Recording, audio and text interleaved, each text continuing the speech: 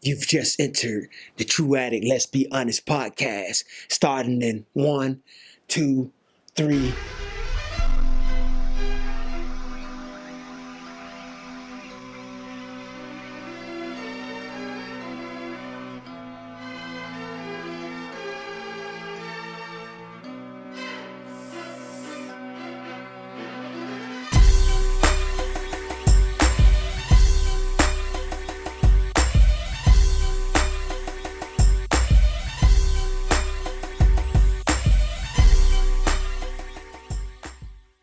Y'all know what time it is. Your boy Scoop, True Addict Scoop, man. And I got my boy, the legend, the ultimate hustler. I mean, listen what I'm trying to tell you. This dude has never laid down. I don't care what has went on in his life. He's always done what he's supposed to do and got up and I always see him moving. When I see him, I see him moving. My main man from all around the states, I can't put him in one place. It's impossible to do it. Getto. Gov. What's up, Getto? What's good? What's good, bro? What's good with you, man? I appreciate you having me here. Definitely, man. Definitely, man. I've been waiting, man, to get you on the show, man, because as you know, the inspiration from you that keeps you going and keeps you pushing and keep you moving, man. I've been trying to basically get some of that on the show so people can understand, man, the hills are there. You get what I'm saying? Oh, yeah. But without the hills, you can't get to the fortune. No, none whatsoever. You get what I'm saying? Oh, without any hills, you can't get to the fortune because you got to know what it's going to take to get there. So when you get there, to be able to go back with it. Yeah. You get what I'm saying? Already. You got to measure the weight. You get what I'm saying? That weight is real heavy, too. That's what I'm saying, man. So I've been trying to get you on the joint. I know you've been busy, tied up with your podcast. Super busy. I'm slow. Let's say super busy, though. I'm slow. Yeah, we all right. Yeah, super busy, but going through your little thing, this and that and all. Man, I just wanted to get you on the show, man, so we can tell the people what's really going on with you, man. What's new? Tell me what's new, girl. God is good. That's all I can say. God is good. I'm looking excited tonight. We have Soda Pearl from Sequester and Finesse tonight, tomorrow night, Bowleg and Lou. And then Tuesday night, the legendary Tony Award winner, Melba Moore. See, that's what's up, man. See, you have all these legends and stars on your show, and I can understand why when you reach out to them, they there, because you're the foundation of what everybody does, because you was the promoter, you was getting the places, you was setting the people up, you was making the connections, and you was always good-hearted about what you done. People don't forget that. People don't forget that, girl. I just want to treat people right. I just love the entertainment field. I got that from my father, Jorge Concepcion Sr., the Puerto Rican cat. So it's passed down. Yeah. It's in the blood. Yeah. I knew it was in the blood. You know how I knew it was in the blood? Because I remember, like I said, the time that one time when I met up with you when we was out on Military Highway. Yeah. And I was like, God, what's good? I'm doing my thing. I'm moving the car thing. Oh, yeah. You're doing your thing with the truck thing. And you was like, yo, we about to throw a big event. I was like, God, man. I was like, boy, one thing about you, man, no matter what you do, you always do what you love to do. Yeah. You stayed in that path. No matter how many other things you was juggling on outside, you always was ready and stayed in that path to do what you love to do. And I can respect that. Nah, I respect you. You motivate me. Well, I be seeing, I'm like, damn, bro, doing this? Okay. Because it comes from the respect, though. Because you got to understand this. Everybody has their ups and downs. Everybody go through their transitions or whatever.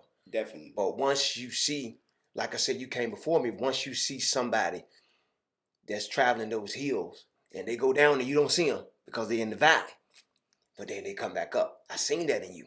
And once you see that, it transfers. I'm like, well, damn, the valley ain't too bad if you can see the top of the hill. Right. You get what I'm saying? And I got that respect for you. So every time I seen you, it was always something. See, you don't know that. But every time I seen you, it was always something. You was either planning it, you had done it, or you say, yeah, man, last month, blah, blah, whatever. So I'm like, okay, but that's what's up. We came in the game together, though. But you had more experience. Huh? You get what I'm saying? You had more experience. You was out, listen, either you had more experience or you got to get for gab, because when I met you that time, you was like, boom, boom, boom, boom. I said, well, shit, I need to catch up. I remember, man, but it was all love, though, man. And, life has been great, and I seen you've been going through your transition and stuff like that, man. And like you said, God is good. God is good. God has been really good, and and we're going through some trying times right now. With yeah. family members and stuff, and people not waking up, man. People not coming back, and people don't understand that if you got love for somebody, you need to show it. Oh yeah. Well, I got to give a shout out to my daughter Jasmine, Merritt, and my son-in-law. But I call him my son, Derek Merritt. Them two played a big part of me coming back to looking the way I'm looking, getting back healthy on the healthy kick. They played a very intricate part on that. A very big part. So you like the farmer with the field. You planted it in them. Yeah, but I mean, I couldn't ask for a better son-in-law. This the first dude that my daughter ever brought home that I actually talked to, conversate with, kick it. I call him my son. I love him just like I made him myself. You know what I mean? That's my dude. That's my guy. That's my son. So. And it's the spirit. Yeah. It's the spirit, Gov. You no matter how much you try to shake it off and try to not put it on your spirit and who you are, it always comes back. Now, audience, ain't nothing I can do about that. I'm just telling it like it is. He's a very humble guy, very, very like spiritual to the point where, he always give it to God, and which we know God makes everything possible. We got to give it to him. But he does God's work. He sprayed it down. He lay it down. You're the farmer. You got the fields. You lay it down. And you continue to lay it down regardless. And you know what? My spiritual mother, you just touched on something my spiritual mother hit me with last night. She was like, look, baby, the crown God gave you, can't nobody else wear it. And she like, you got a lot of blood on your hands. I ain't never murdered. I didn't understand what she's talking about. She said a lot of people looking at you spiritually. God gave you a mantle. I was like, huh? You know what I mean? I was like, boy, I was just talking, I be talking to God every day just like I talk to you. Mm-hmm. I tell God what I need and boom, here it is. One thing his word ain't going to do is come back void or fall to the ground. And I found that out on 2 feet surgeries, a stroke. You know what I mean? I hit rock bottom and he's still right there. The people you think is going to be there for you, turn around, it ain't be the ones that be there for you. It be the ones that you least expected. True story. You know what I mean? So, when I do something for somebody, I do it from the heart, not to go back and brag about it.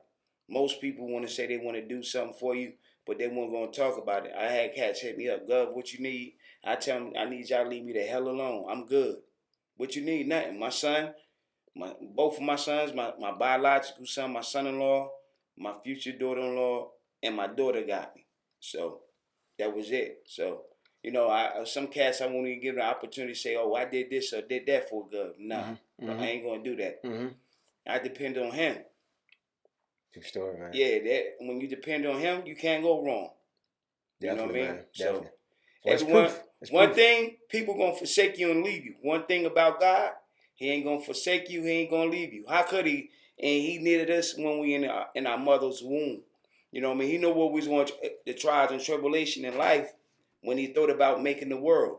So, I'd rather take the trials and tribulations. You know what I mean? A lot of people say blessings. Nah, don't give me the blessings. Give me the promise. I'd rather have that promise that you showed me than the blessings, because that promise is going to outweigh that blessings. You know what I mean? So, and the crazy thing about it, I don't even read the Bible like I should. Mm-hmm. You know what I mean? A lot of people, lady see me the other day, tell me, oh, you're a preacher. No, ma'am. That's too much weight to carry. Mm-hmm. I never thought about being a preacher. Mm-hmm. I got homeboys, they preachers. I let them do that. I'm that dude in security that sit in the back for them. Mm-hmm. So somebody cut up, that way, nah. To be a pastor, theological school can't teach you truth and honesty about God's word. So I just thank God for every opportunity I get. Because right now I'm supposed to be walking around with 2 orthopedic feet right now. My left foot and I had a foot surgery, first one on my left one in 2015, and then on my right one in 2019 I had a diabetic cyst. Okay. That had a scab at the bottom of my heel, and I picked it till a hole came. And I was just trying to bear that like, oh, it's going to heal up. So when I got to the hospital, the first time, my sugar was like 375. Yeah. The lady said, I'm surprised you ain't going to a diabetic coma. Now, both times, God showed love and favor on me, because when I had my stroke, the doctor said, I'm surprised you didn't have a massive stroke. I said, good, well, God still got some work for me to do. He got quiet. You know, when I ain't had to go through no physical therapy. I wasn't paralyzed. I wasn't speechless. I didn't lose no memory or none of that. All I did was sit in that hospital bed October 25th. My daughter at the top. My wife is at the bottom. I start thinking about my mother because my mother had buried 2 kids already. My mother had buried my youngest brother in 2015. And then she just buried my daughter. Excuse me. Not my daughter. I take it back. Lord, my sister in January of last year. So I was like, Jesus, get me up out of here. And this is what you see. Made it happen, man. Yes, God. Made it happen. I only did a month of physical therapy. And when I got there, my physical therapist, she's a Chinese lady. She said, "Oh, Mr. Concepcion, you doing good." I said, "Yeah, God is good." She like, "Yeah, okay." She didn't know what to say. I just tell everybody. This ain't nothing I did. All I did was call on his name. I ain't make no promises or nothing. All I said was, Jesus, get me up out of here. And this is what everybody's seeing. And you know, he gonna give you trials and tribulations just to see if you're gonna trust on him. I trust on him with my life. You know, people looking at me like I'm crazy. I'll give you, for instance, I got a pair of shoes yesterday, right? I got a shoe finesse. So this morning, God said, get those shoes and give them away. So what I did, get up, went downtown Portsmouth and gave those shoes away. Those shoes and a pair of running shoes to somebody who really needed them. I got a whole bunch of shoes right now. I can't wear all those shoes at one time. Some shoes I only probably wear one or twice. So I just, you know, people looking at me like, huh? Yeah, God, yeah. God is for real. God talk to you, listening. Everybody talking about the big boom theory. Nah, ain't no big boom theory. Because like I told them both times, when the doctors told me they was going to cut my feet off, my spiritual father said, you ain't going to lose nothing. And all I said was, Lord, please. That was it. Every time I said, Lord, please. And I tell everybody, he got Love Jones for me. A serious Love Jones for me. So, you know, I just try to, what I have, I just try to pass it on to my kids, you know, my son, my nephews, my godsons, family members. You know, I ain't did nothing spectacular. Nothing yet. True. Like when I was in the streets, I was in Spanish Harlem one day. And when I was in the building in Spanish Harlem, I was going over there to get, you know, a couple of pounds of reefer. So one of the Spanish dudes, they were speaking in Spanish, was talking about they was going to get me. Right? So one of the Spanish dudes already had knew me from years, is doing business with me, like, no, we don't want that problem. I just started laughing. So he was like, hey, Jorge, don't come back over here by yourself no more. What? Now, mind you, my daughter, my wife, and my son, my brother, my baby brother Thomas behind me, they sitting on and parked in the Ford Escort station wagon I had. They, you know what I mean? I was like, wow, how the hell am I get up out of here? How am I gonna explain this one to my mother? You know what I mean? That's my whole thing. How am I explain this one to my mother? God got me up out of here. There's been numerous occasions in my life. In 48 years, I was caught up in something that God was like, you know what? Seemed favorable enough to get me up out of there. I got put on the cop corps in Plainfield, New Jersey on East 6th Street. I had a 4 ounces of reefer on me. Okay. So when a cop came up there, knew me, looked in and looked, it was like, oh, he ain't doing nothing. I'm dead to the wrong. I got 4 ounces of reefer on me. An ounce in each pocket. Had some jean shorts. That's when they were rocking the jean shorts cut off at the end. Yeah. I got an ounce in each pocket. The cop that know me, Detective Moyer, looked in the car, was like, oh, not him. Let him go. I said, woo.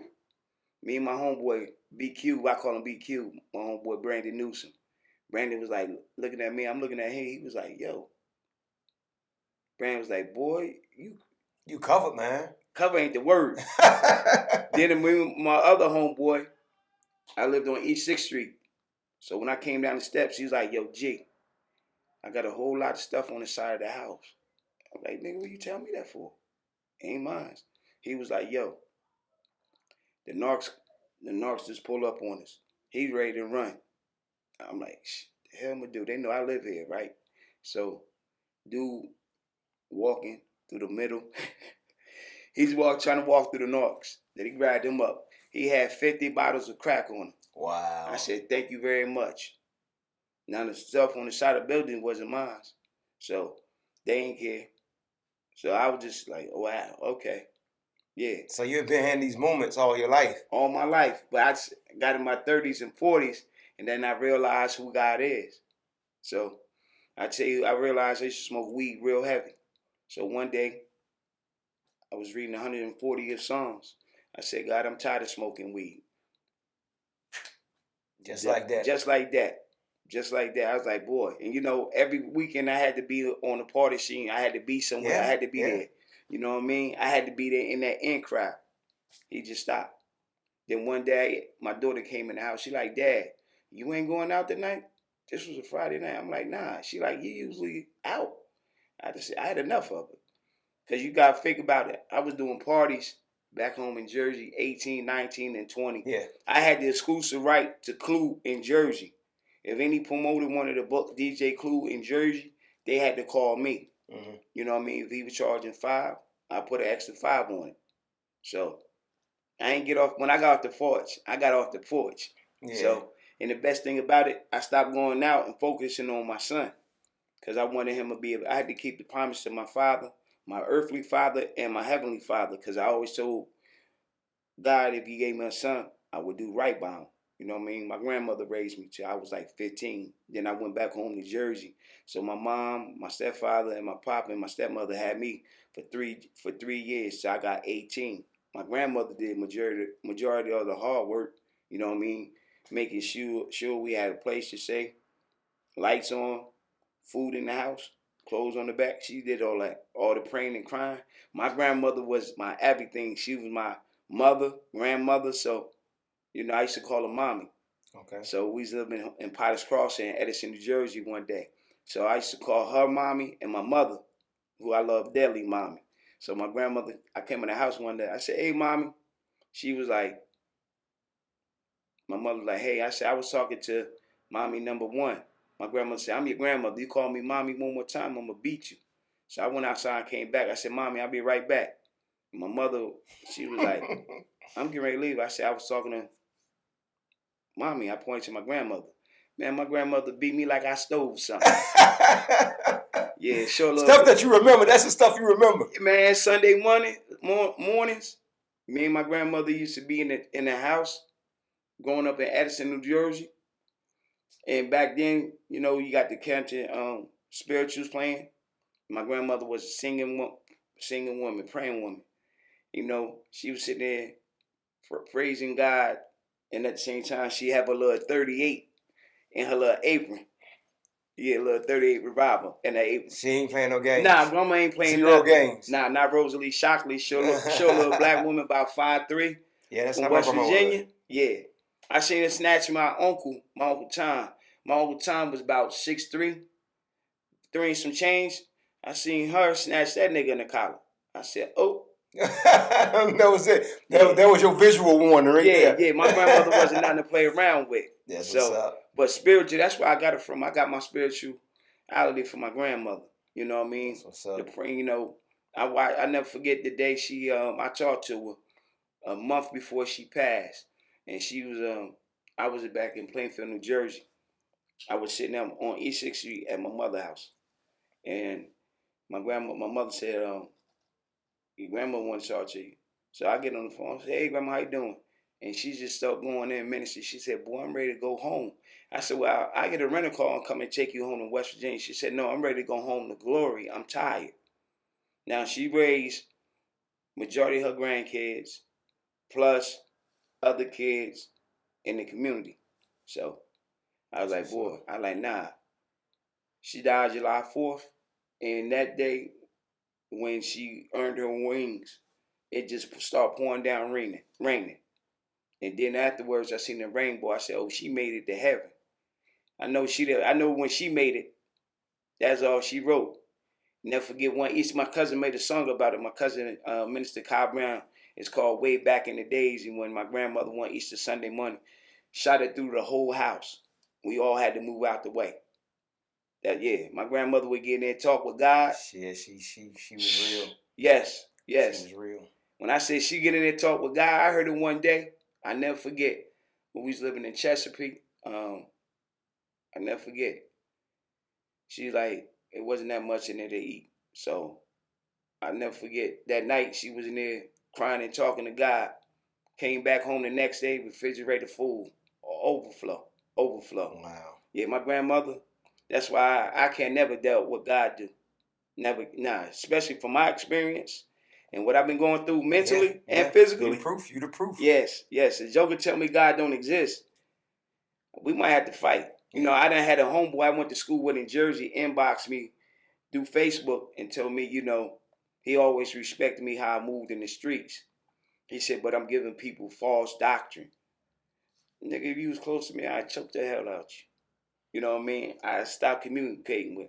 Because my belief is my belief. Yeah. You know what I mean? I done seen some homeboys of mine that's Muslims, that's Christians now.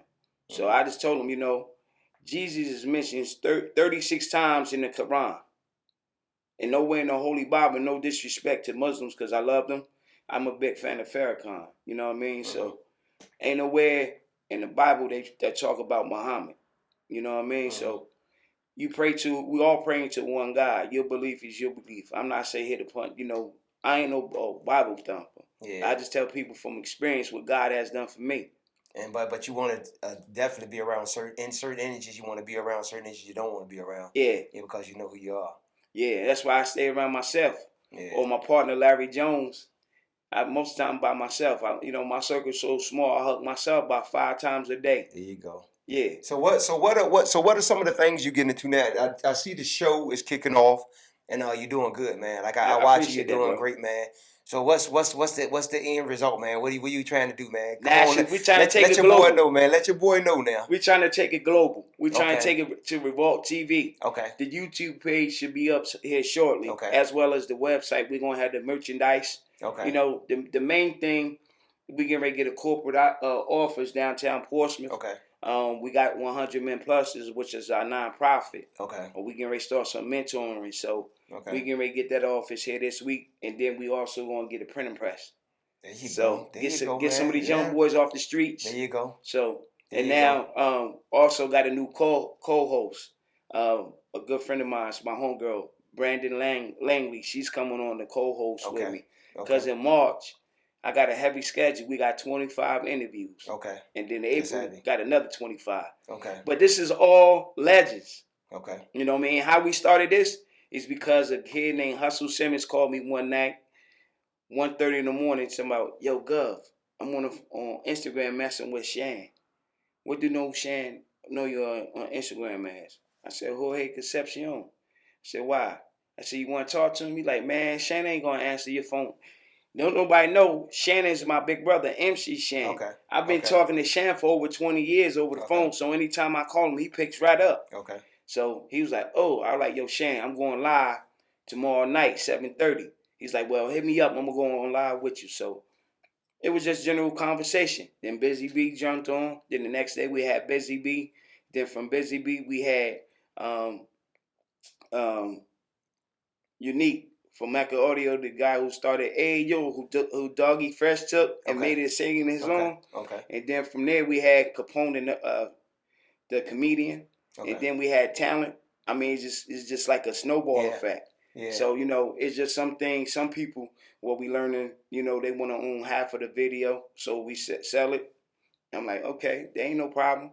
But at the end of the days, when I was telling people what we was doing, a lot of people said, oh, I like when some people tell me what I can't do. Yeah, because you understand, like that's the type of environment we came up in anyway, Yeah. I can remember like back in the days when I was promoting before I got the park out in Norfolk, like I was just getting all these places, and when I finally got that, the people that I was around like, what? You got the whole place? I said, yeah, you see the lease? I got the whole place. So we doing college night on Saturday. We doing reggae night on Sunday, and then Thursday we just gonna have like a casual type of intervention. I say the other days I ain't gonna be able to do nothing, but before then, so the same people that basically like kind of blow you off is the same people at the door. Yeah. Hey man, yo, can you do this? Can you do this? You can't do that. Guess what I do it though? I say, yeah, you can do it because I ain't like you. You get what I'm saying? Like I knew where I was going. So I ain't like you. So if you want to come to my spot and promote a party or do a birthday party, this and that, it's all love because I'm not like you. How you treated me didn't affect me in a way to make me treat you the same way because I understand it. You know, coming from the streets, when you're in the streets hustling and getting money, this and that, you run into a lot of that stuff. You learn. You get what I'm saying? Yeah. That everybody that you deal with is something that they trying to get out of you or something they trying to beat you on. So you kind of get used to it. So you can't take it to the heart. You just got to be able to see where you can fit in at and move forward. So it's the same thing when I was doing with the promotion thing. It was all love. I know they don't see my vision. Everybody can't see your vision. Nah, cause let's be real though. How many people do you know that you came through with that seen your vision? They'd be like, "What you doing, good man? You know you supposed to be doing X, Y, Z." Because if you wasn't doing it, then they blew it off. Yeah. You get what I'm saying? But what I'm saying is they could never see your vision. Just like when you look at a person like the guy that on Amazon. When he first started, he said he want to sell books. You watch the documentary, because I watch a lot of documentaries. I don't watch a lot of TV. But the people like, you gonna sell books online, like richest man in the world. Everybody can't see your vision. He went from selling books to selling everything. Yeah. You get what I'm saying? But see what I learned? God had these incidents I had with my medical issues. Mm-hmm. God actually weeds out everybody from me. Pushed everybody away. You don't need them. You know what I mean? I got to give a shout out to my partner, my brother Larry Jones, because when I put on it that I had a stroke, mm-hmm. a lot of people came to him like, "Yo, Gov ain't gonna recover." Wow, yes, that's deep. A lot of people was like, "Yo," he was like, "Yo," they was like, come on, rock with us." He was like, "Nah, y'all can't afford me." That's crazy, man. Yeah, so he stayed loyalty. You know, to me, loyalty is everything. Yeah, that's all we got. Yeah, you know, so when you know when he said that, people was like, "Cassius, man, stay off the internet. Stay off the internet, nigga. I'm showing everybody what God did for me. You know, don't worry about God." Wow, that's deep, man. Yeah, that's seriously. That's deep, man. And then you know, he used to tell me because at that time I was running so hard and not taking my medicine, wasn't eating proper or doing proper rest. Mm-hmm. I was ready to do an interview from the hospital bed. He was like, "Oh hell no!" Straight up. I'm like, "Yo, we still on for Monday." He was like, "Hell no, bro, you gonna get your rest." You know what I mean? He used to tell me like, "Man, you ain't looking right." You know him. Quite a few other people was like, "Man, you don't look like yourself." So you know, so those months I was down, so I was eating proper. I'm still eating proper. Mm-hmm. Still get my rest. I can see it. Like you got to understand. Like I can see it in you. You got to understand when you taking care of yourself. You see it in your eyes. You see it in your skin. Like you can't hide it. No, you can't hide it. You're taking care of yourself. You see it. But the crazy thing, my daughter had put a picture of me before I had the stroke and the picture after I had the stroke. Mm-hmm.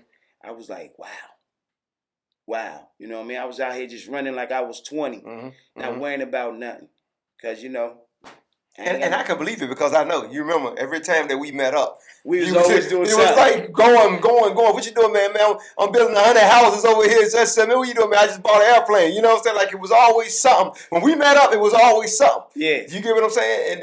And you know, and that's the life of us, man. But people really want to know, man, like what inspires you to be able to be in the hip hop industry? Because you in the hip hop industry. You get what I'm saying? What inspires you to keep going? Because you started so early. You connected. What keeps you going? I just love the game. I love the game. I love the music. You know what I mean? The interviews. So you're a real hip hop head? Yes, sir. The interviews, Mikey D from the Fearless Four and Peso, you know what I mean? To talk to Busy B, you know what I mean? The mess actually talk with MC Shan, which is my favorite MC. And, you know, the crazy thing, I used to go out there to Queens trying to find him. And the crazy thing, how many cats you know could pull up to their favorite rapper's house? Me and my partner, me and my brother Larry Jones did that in Atlanta. We went down there for a business deal. Shan texted me. He was like, "Yo, nigga, you in Atlanta and you ain't think you coming to my crib?" That's big bro, you know what I mean? That's my big bro. I call him right now. He gonna pick up the phone, Mr. Concepcion. And like when stuff happen, I'm like, "Bro, what you think about it?" He's like, you know, because we had one hip hop icon, I ain't gonna say his name, Dougie Fresh. Supposed to say he was gonna come on. Never heard back from him. Then he started a joint called Fresh Talk. You know what I mean? There's a lot of people singing this talk. Gov Talk name came about. We got blessed with that from Daddy or from Satasonics. Okay. You know what I mean? So that's Gov Talk came about because of that name. Because it was just me just Getto Gov on my Instagram page. Yeah. So he was like, Gov Talk, all right, bet. So my brother Larry Jones, he's a monster with the graphics and the video. So, you know, it's a blessing to have someone that, for once in my lifetime, besides my brother Jay Allen, that actually could catch my vision. Yeah. You know what I mean? It ain't no animosity. Ain't nobody trying to be the man. Yeah. You know, our team work together. You know, our PR lady, Miss Nadine Muhammad, my sister out of Jersey, you know, her connection, because what happened, all the pioneers I reached out to, they didn't know me. They didn't know who the hell Gov Talk was. She came on board, and that's it. It's a wrap. Just start flooding. Your connections, man. You got those blessed connections. And that's, like I said, I know you about hip-hop. Like, since I've been knowing you, I know this is the hip-hop guy. Like, if you need to know something about hip-hop, you need to ask Gov. You get what I'm saying? I appreciate, you know, I'm going to say the true hip-hop head is my partner, Larry Jones, because he be like, yo, you don't know something? Nah, dog. So he be like, yo, here, check this out. I be like, I bet. So I checked him out. So he deep. Yeah, Larry know, yeah. Okay. Like Mikey D from the Fearless Four got a new single coming out. So he sent it to Larry. Larry sent it to me, and it's fire. We get to drop it way before everybody else get to drop it. Get the exclusive. Yeah, okay. We got the exclusive. That's one thing I like about this. When they see that, you know, at first, you know, they peeping like, who the hell is it? Getto Gov. Who in the hell is Gov Talk? You know what I mean? Yeah. Who else hip hop fundamental? Who is these guys? See, Nori and them, Nori and Fat Joe, they in the industry, so they know them. Me, they don't know me from a can of paint.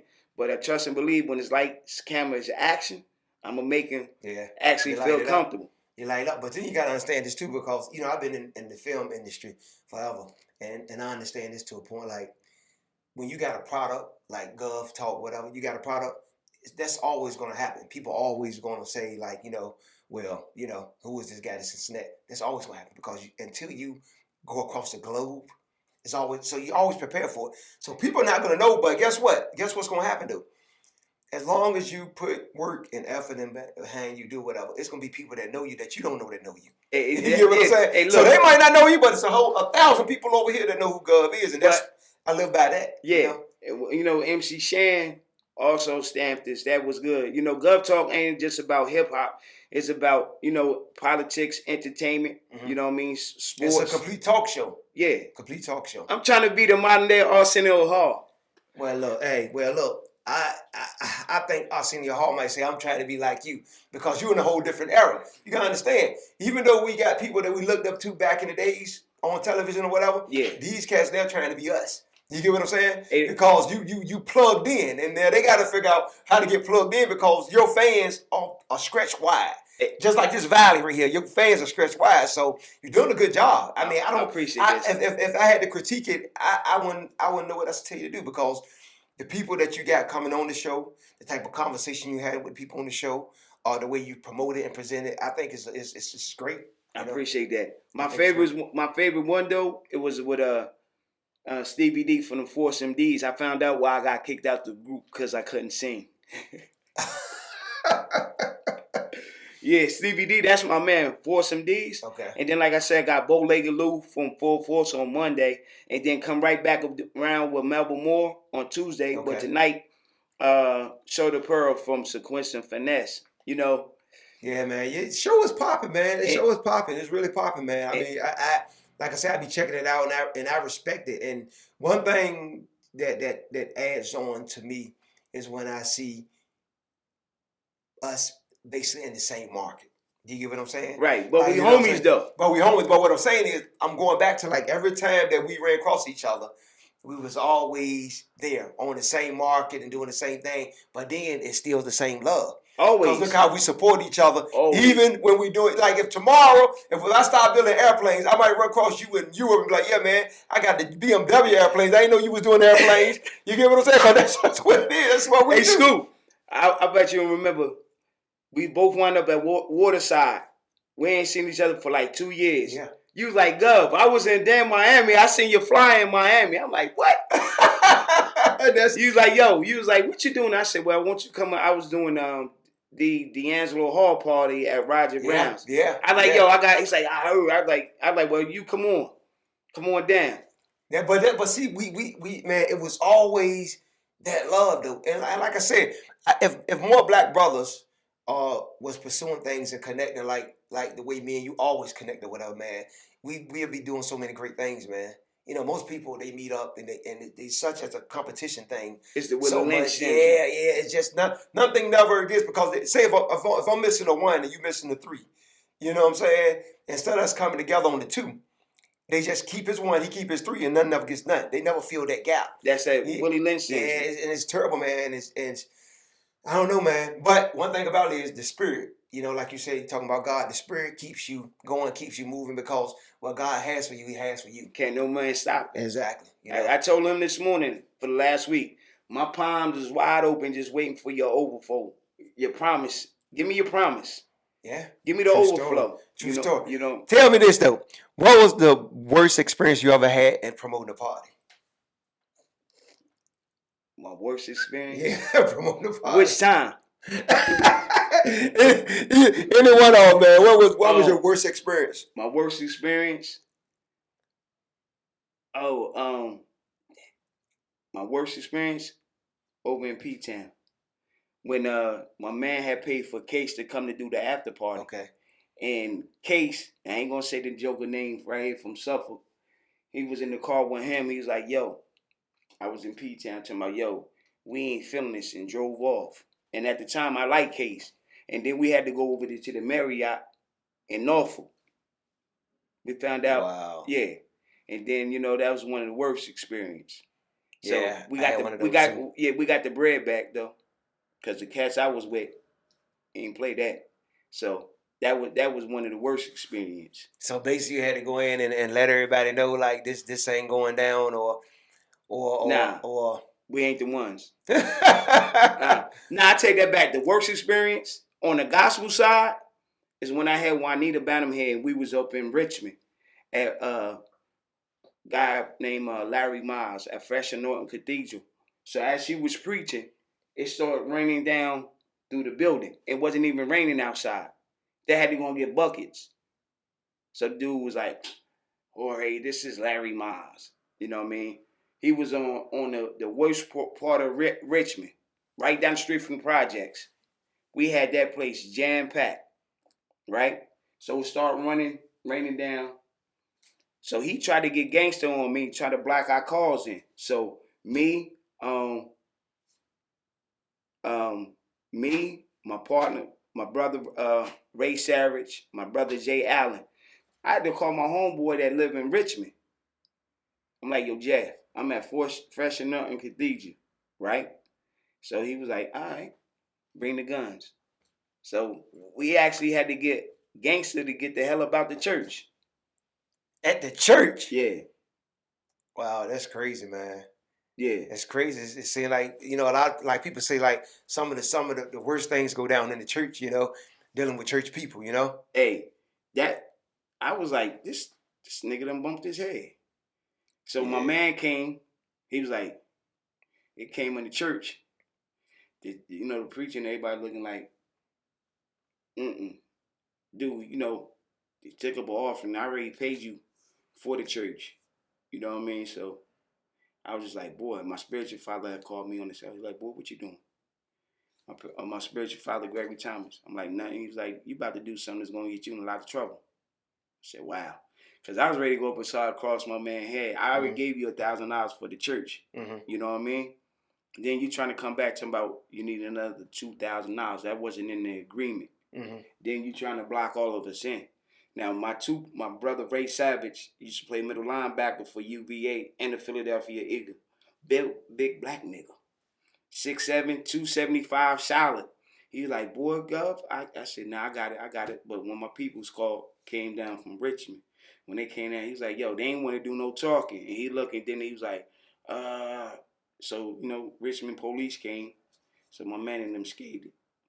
So, making a long story short, that dude wound up going to jail from embezzlement. Yeah, it sounds like something like that anyway. Yeah. He trying to get some more money out of y'all and gave the church this contract, but he trying to get some more for his pockets, and that's embezzlement. And the church wound up folding. So that's why I keep on telling people. He robbing the church, yeah. Yeah, He robbing the church, man. That's real talk though, man. So yeah. So what's next, man? What's next after the Gov talk finish? Roaming once you get on Revolt and finish roaming the world, what you got up next? Cause you always got some new plans. This is what I don't like about you. You always got some plans, but you just gonna wait till I run up on you. You know what I'm saying? Hey, Scoop. I'll just tell you, what we're really gonna be pushing this year though is that 100 men plus. Me and my partner, me and my brother Larry Jones. So we got some programs that we're gonna try to implement for the youth in the city of Portsmouth. We had went to Martinsville before the pandemic hit, and they gave us a building up there for $1. But the pandemic hit, so we's gonna do some work up there. And we also got a boxing gym up there. So our plan was to take some kids from here, take them up there, stay for a week, take them fishing, let them train, hit in the boxing ring, and there's a mixed martial arts gym. Okay. You know, as a man, that's all I ever knew was my family. Mm-hmm. So at a certain time, I'd be like to myself, like, damn, my kid's grown, what I'm going to do? And then, my homeboy, Catino Fowler, called me up on Friday. He like, bro, you blessed. Look at you. Yes, sir. I'm like, boy, you right. Yes, sir. You blessed. You definitely right. Blessed. Hey, I'm better than blessed. That's real talk, man. That's what the song say, right? That's what it is, man. So we're going to wrap it up, man. We had my boy Getto Gun, man. We had a good conversation, man. Like I said, he blessed, man. He's showing y'all, man, y'all can make it through anything. You could build, you could support. You don't have to be a hater out here. But at the same time, we all need haters because it's part of the program. But we can keep it moving, man. So y'all check my boy. When the next show coming up, man? Let them know the next show. We got one tonight, 8 p.m. on Gov Talk Live on Facebook. Yes, sir. Show the Pearl from Concepcion Finesse. Yes, sir. So y'all heard it right here, man. My boy Getto Gun. Give it up for him. Appreciate him. And this man is going to keep on moving, man. I appreciate you. And make sure y'all support my brother, Scoop. Definitely, man. I'm always going to be here, man. We always going to support, man. Until the next episode, man. Y'all know what it is. True Addict. Let's Be Honest podcast. It ain't nothing but a conversation. It's just a conversation. General conversation.